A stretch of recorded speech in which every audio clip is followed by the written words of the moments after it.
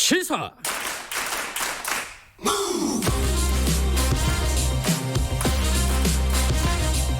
지금 여러분께서는 김경래 기자의 최강 시사를 듣고 계십니다. 네, 더불어민주당 전당대회 며칠 안 남았고요. 어제부터 권리당원, 재외국민, 대의원 온라인 투표 시작됐습니다. 지난주부터 최고위원 후보들 차례로 만나보고 있습니다. 오늘은 신동근 의원 그리고 한병도 의원 두 후보 연결해 보겠습니다. 신동근 의원 먼저 만나보죠. 안녕하세요. 예, 안녕하세요. 기호 1번 신동근 후보입니다. 신동근 후보님께는 이거부터 여쭤봐야 될 것 같아요. 그 재난지원금 이게 네. 이재명 지사가 이제 좀 전 국민에게 주자 이런 얘기를 했는데 여기에 대해서 반박을 하셨죠. 이게 소위 하득 50%에게만 주자. 이게 이제 1차 재난지원금 줄 때도 이게 논란이었잖아요. 근데 이게 쉽지가 않아가지고 전 국민한테 확대한 측면도 좀 있는데 지금 이렇게 얘기하시는 어떤 이유를 먼저 좀 들어볼까요?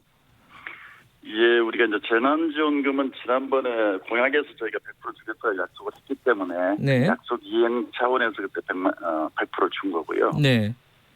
근데 이제 앞으로 이게 이런 일이 상시로 생길 수 있기 때문에 네. 저는 정확하게 기준과 원칙을 좀 정하는 게 좋다고 보고요. 네.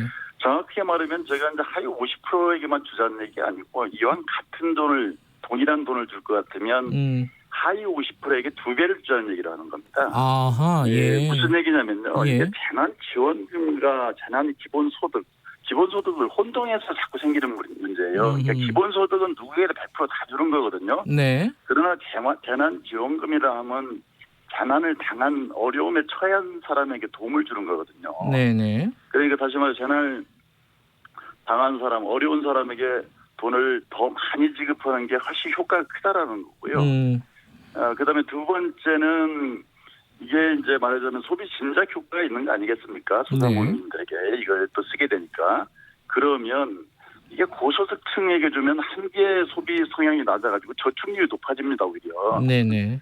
그래서 이걸 경제 진작 효과도 하위층에 주는 게 훨씬 더 소비를 많이 하게 된다. 예. 이런 말씀이고 결과적으로는 우리가 같은 돈을 쓰더라도 이왕이면 효과가 있고 또 불평등과 네. 격차 완화에 도움이 되는 방향으로 줘야 된다. 이게 제 입장입니다.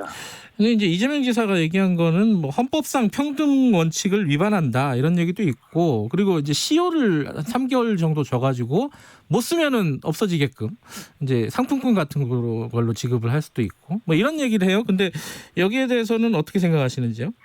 근데 저는 이제 그건 복지국가의 기본 상식이나 복지국가에 대한 이해가 부족해서 그런다고 봅니다. 뭐냐면 우리가 복지국가는 보통 자산과 소득이 많은 사람이나 법인에게 누진세를 걷지 않습니까? 그죠? 네. 누진적으로 세금을 많이 내고 네. 또 어려운 사람에게 혜택을 돌아가서 말하자면 불평등과 격차 해소를 하는 것이 기본적인 거고요. 예. 평등하게 누구나 다 같이 혜택을 줘야 된다는 얘기는 아니죠. 네. 이건 뭐 기본적인 복지 개념에 대해 잘 모르시는 것 같고 오히려 이런 논리는 있는 사람들 기득권을 옹호하는 우파적인 프레임이라고 저는 보고요. 아하. 예, 문재인 정부의 방향은 일관되게 네. 포용적 복지국가를 지향하고 있다는 말씀드립니다. 예. 그 재난지원금 재원 마련 때문에 시대전환의 조정훈 의원 같은 경우에는 공무원 임금을 삭감하자 이런 네. 얘기했어요. 요거는 현실성이 있다고 보세요? 저는 뭐 아이디어 차원이라고 보는데요. 예. 그 이미 공무원분들이 1차 재난금 시기에도 휴가비를 삭감한 데 이어서 예. 또 현재 장처관들은 4개월째 임금을 30% 반납했거든요. 네네. 그 우리 민주당 의원도 수혜복지에서 지원금 20%를 이제 반납했는데요. 네. 근데 이제 문제는 고위공직자는 모르겠지만 90% 80%에 가까운 하위직 100만 명의 공무원들은 그렇게 임금이 높지 않거든요. 네. 그리고 또 이분들이 코로나 일선에서 정말 어렵게 지금 고생하고 있지 않습니까? 네. 그런데 뭐 하위직까지 100만 명에게 이 재원을 마련해서 한다는 건 좀 너무 지나친 추사이고 저는 신중한 논의가 필요하다 이렇게 봅니다. 네. 최근에 민주당 지지율이 뭐 엎치락뒤치락 할 정도로 이제 통합당하고 거의 비슷해졌어요. 이런 게 이제 민주당이 좀 독주 뭐 이런 부분들 부동산 정책 같은 것들의 실책 이런 부분 때문이 아니냐 이런 얘기도 있는데 어떻게 분석하고 계십니까? 저도 이제 민주당 지지율의 하락이라든지 이런 부분을 유의 있게 보고 있는데요. 예. 근데 저는 이 문제에 대해서 저 원인을 정확히 파악해야 이후에 대처 방안이 나온다고 봅니다. 예. 무슨 얘기냐면 불과 넉 달 전에 180석을 주셨잖아요. 그죠? 예. 그럼 우리가 코로나 대처를 잘했다 또는 미통당이 막말했다 이런 것도 있지만 기본적으로 국민들이 요구하는 게 있거든요. 네. 촛불개혁을 완수해라. 또 민생의 성과를 내라. 이렇게 180석을 준 거 아닙니까? 그죠? 네. 네. 근데 넉 달 만에 성과 안 나왔다고 바로 돌아서지는 않거든요. 음. 무슨 얘기냐면 그동안의 지지율이 하락한 것은 개혁과제를 밀어붙여서 그러는 것이 아니라 네. 그동안에 악재가 좀 쌓여 있었어요. 정의연, 네. 또 인구공 문제, 또 박원순 시장 건, 네. 또 그리고 부동산 고위공직자 예. 강남이 부동산 가지고 있는 문제 이런 문제들이 이제 악재가 쌓였는데 저는 이 악재가 안 생기게 만드는 것도 중요하지만 악재가 생겼을 때 적절한 타이밍에 올바른 태도로 적절하게 대응해 나가는 게 필요하거든요. 네네. 그게 이제 당의 이기관리 능력인데 예. 우리가 180석 승리 이후에 방심하거나 자만한 건 아니지. 또 예. 지금 지도부가 전환되는 과정이 있거든요. 네. 그래서 저는 단기적으로는 보다 국민과 공감하고 소통 능력 그리고 또 이기관리 능력을 높여내야 되고요. 예. 저는 근본적으로는 국민이 요구하시는 개혁과제를 저는 완수하고 민생의 성과를 내므로써 근본적인 신뢰를 회복해야 된다 이렇게 생각합니다. 예. 그 당에 이제 굉장히 현안들이 많은데 목소리들이 너무 단일하다, 지나치게. 그러니까 당내 민주주의 얘기일 수도 있고요. 뭐 이런 지적들도 있고 사실 신동근 후보께서는 뭐 이게 들으시면 기분 나쁜 소리겠지만은 뭐 호위무사다 이런 얘기도 들으시지 않으셨습니까? 이거 어떻게 생각하십니까? 이런 부분에 대해서는? 아니 제가 지금 쟁점이 없다 그러는데 저는 좀 이재명 지사하고 기본 재난소득이라든지 이런 문제 가지고 제가 쟁점으로 하고 있지 않습니까? 당내에 서로 다른 목소리 있죠. 없는 게 아니고요. 예. 그렇게 보고 저는 이렇게 생각합니다. 제가 재선 의원에 불과하지만 제가 4번 떨어지고 5번 만에 당선됐거든요. 그래서 열린우리당 당시를 제가 기억을 잘하고 있습니다. 예. 열린우리당 당시에 150석을 주셨는데 4대 개혁 입법하겠다고 온 나라를 들썩거려놓고 하나도 하지를 못했어요. 예. 그리고 당정청이 따로 놀았습니다. 네. 그래서 저는 그런 과오를 다시 범하면 안 된다고 생각하고요. 예. 시간이 많지가 않습니다. 지금 내년 3월 이후는 바로 대선 국면으로 들어가게 되거든요. 예. 그렇죠. 그러면 저는 180석을 준 국민이 주는 그 개혁 성과를 내기 위해서는 정기국회 늦어도 내년 3월 임시국회밖에 없습니다. 6개월 남았어요. 그래서 이 6개월 안에 개혁 성과를 저는 내야 된다 이렇게 보기 때문에 예. 그런 차원에서 얘기를 하는 알겠습니다. 거지 당내 민주주의를 안 한다 이런 얘기는 아닙니다. 개혁 성과를 내야 되는 게 가장 중요하다. 마지막으로 한 30초만 최고위원으로서의 장점이 무엇인지 얘기 듣고 마무리하죠. 저는 사전 후기에 근성과 뚝심을 가진 또 전략가의 면모를 가지고 있습니다. 그래서 우리 당의 또 이 길을 극복하고 선거 승리를 전략을 이끌어내는 그런 최고위원 되겠다. 그리고 또 무엇보다도 가장 진보 개혁적인 후보입니다. 그래서 불평등과 양극화 해소를 위한 그런 최고위원이 되겠다. 이런 말씀드리겠습니다. 알겠습니다. 신동근 의원이었습니다. 고맙습니다. 네, 감사합니다. 한병도 후보 바로 연결하겠습니다. 안녕하세요. 네, 안녕하세요. 한병도입니다. 한병도 의원께서는 전북 익산이잖아요, 지역구가. 네네, 맞습니다. 호남 쪽의 민심이 조금 심상치가 않다. 지지율이 호남에서 많이 빠지고 있다. 그리고 뭐 김종인 위원장 광주 방문하고 여러 가지 좀 박수받는 뭐 그런 모습도 있었고요. 어떻게 보십니까, 지금 상황을? 예, 근데 이제 최근에 뭐 민주당이 지지율이 빠졌다가 다시 올라가고 이런 현상이 나타나고 있는데요. 네. 그 여론이 좀 오르고 좀 내렸다고 해서 호남 민심이 심상치 않다라는 평가는 조금 빠른 면이 있지 않나는 좀 생각이 듭니다. 네. 이제 전국적인 현상과 비슷하게 나타난다고 생각을 하거든요. 네. 하지만 뭐 제 지역도 그렇고 이야기를 들어보면 아직 어떤 구체적인 현안에 대한 민심 동요는 보이고 있지 않고요. 네. 그래서 좀 심상치 않다는 평가는 조금 빠른 면이 있지 않나 저는 빠르다. 그렇게 생각을 하고 있습니다. 최근에 그 코로나19 이 확산세를 가지고 이제 책임 공방이 좀 있었습니다.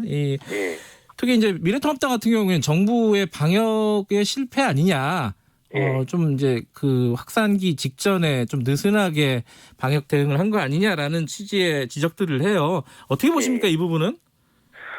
예, 그게 아주 급속도로 다시 확산된 계기는 네. 정확히 사랑제일교회를 통해서 더 급속히 확산되고 있다는 걸 인정을 해야죠.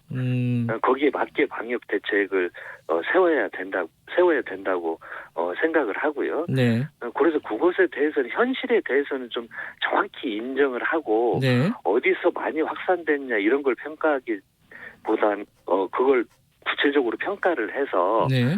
좀 어느 단체나 집단을 정치적으로 해석하는 건 지금 아무 의미가 없습니다. 근데 이제 구체적으로 어디를 통해서 많이 확산됐냐 이런 걸 명확히 판단하고 네. 그것에 대해서는 대책을 세워야죠. 예. 아까 신동근 의원에게도 똑같은 질문을 드렸는데 이게 사람들이 궁금해하니까 이것도 여쭤보겠습니다.